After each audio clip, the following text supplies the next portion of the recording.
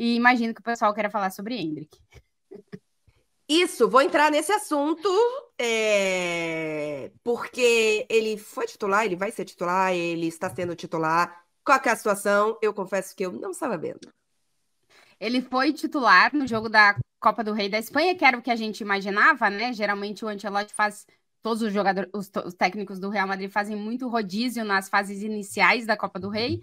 Foi assim, na segunda-feira o Real Madrid goleou a Deportiva Mineira, um time de divisões inferiores, e o Endrick foi titular nesse jogo, assim como os jogadores que estavam tendo menos minutos, como o Arda Güler, por exemplo, que é outro jogador que a torcida pede mais minutos. O Arda Güler marcou 2 gols nessa partida e o Endrick saiu de campo sem marcar gols nesse jogo.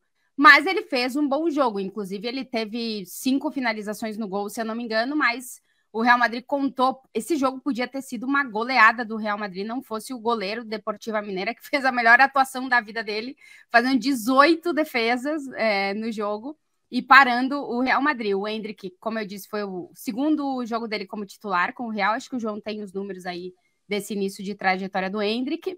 O primeiro que ele esteve em campo durante 90 minutos, até então ele não tinha jogado 90 minutos, e aí estão os números do Endrick na temporada com o Real.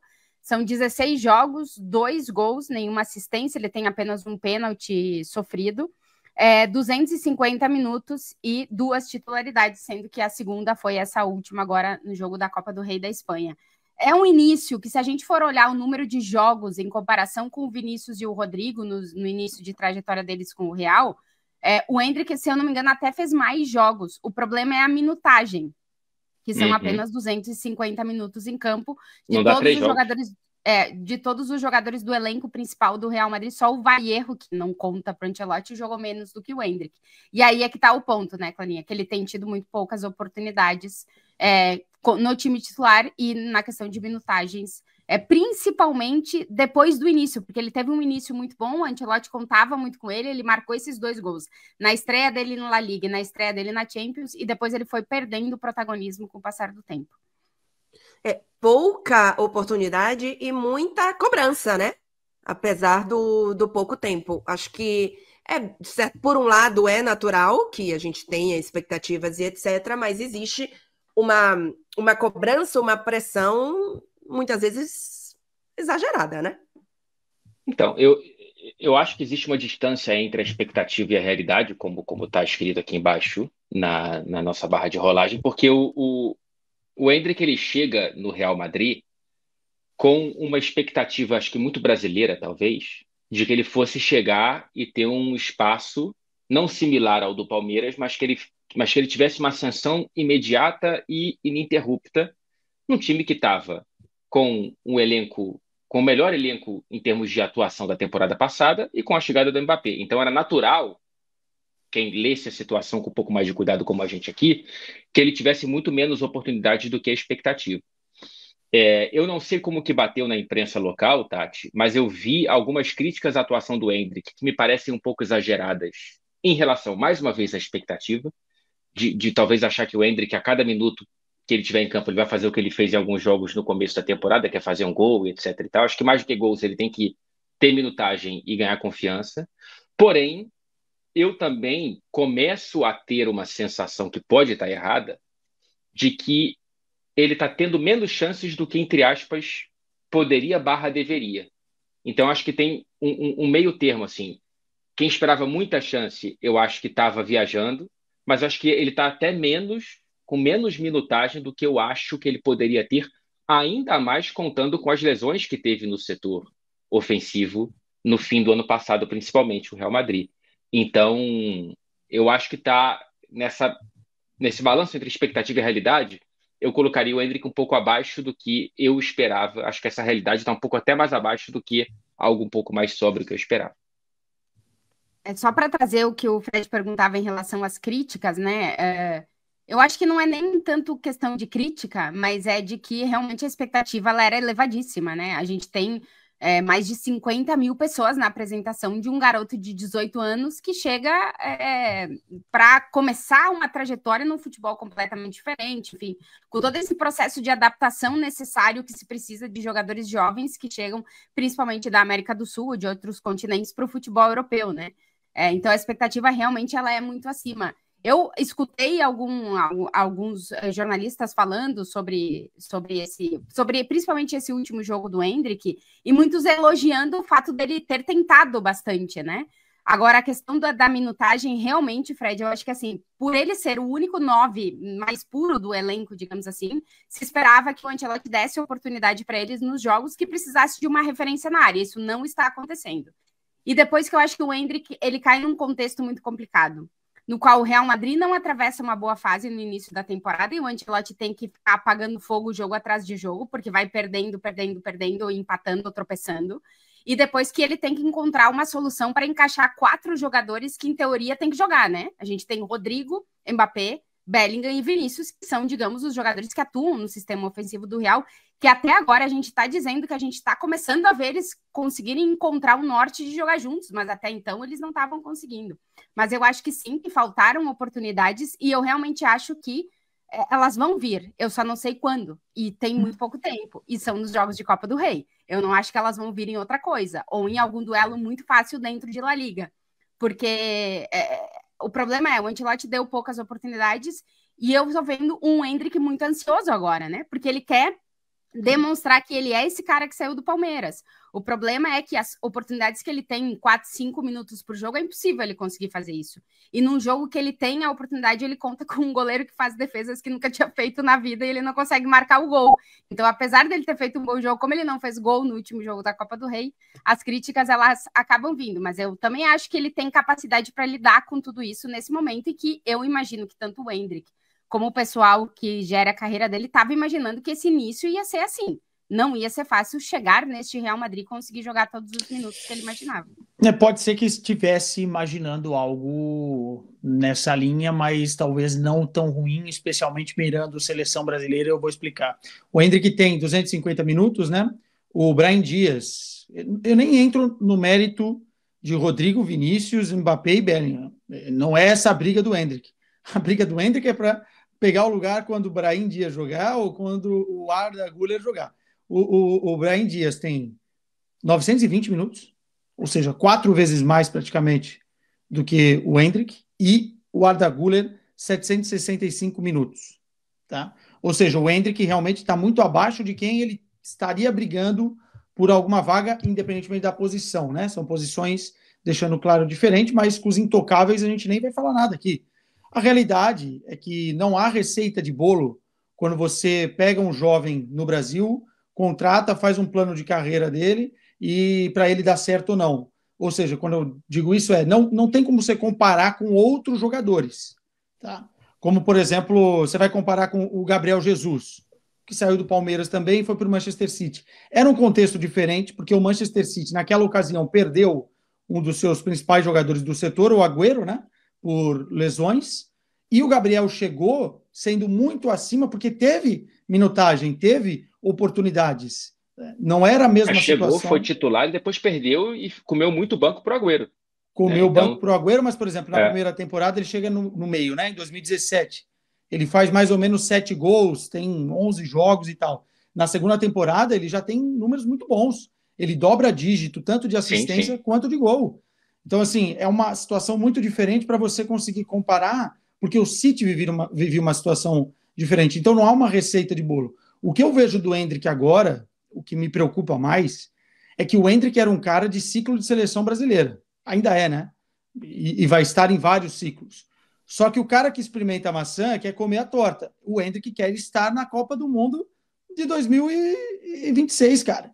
E eu não vejo nessa sequência 2025 / meio de 2026, ele tendo tantos mais minutos assim. E eu vejo outros jogadores ultrapassando ele. Tudo bem por ele? Não sei. Não sei se a expectativa do Endrick é essa, sacou? Então, por isso que outro dia eu defendi um empréstimo aqui e volto a defender para repensar. Porque não é só sobre essa temporada, é sobre a próxima. Rodrigo vai sair, Vinícius vai sair, Mbappé vai sair, Bellingham. Eu não acho que ele vai ter tanto mais espaço assim do que isso. Talvez tenha o espaço do Arda Güler, são 700 e poucos minutos, ou do Brahim Dias, mas eu não sei se vai rolar tanto mais tempo assim para o Endrick nesse primeiro momento. Eu concordo. Vai. Eu acho que ele não jogou mal, não, viu? Na segunda. A bola não entrou. O Brahim também não marcou. O Endrick está muito mais visado nesse momento. Se espera muito mais do Endrick do que dos outros e tal. Marcou Arda Güler, Modric, Camavinga, Valverde.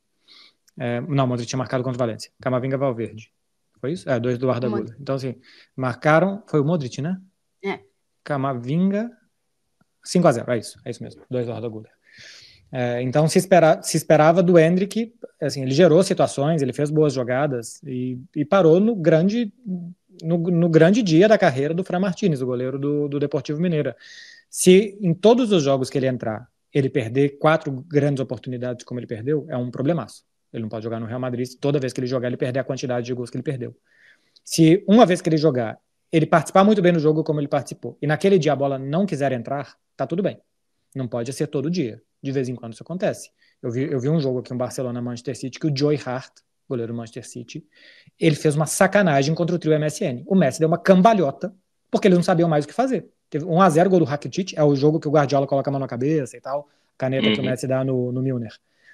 E o Joe Hart parou Messi, Suárez e Neymar por 90 minutos sem parar. Cara, era um jogo, o Agüero perdeu um pênalti, era um jogo de 8-1, sem brincadeira. Parem para ver os melhores momentos. Tem dia que isso acontece, que o goleiro tem um grande jogo da vida.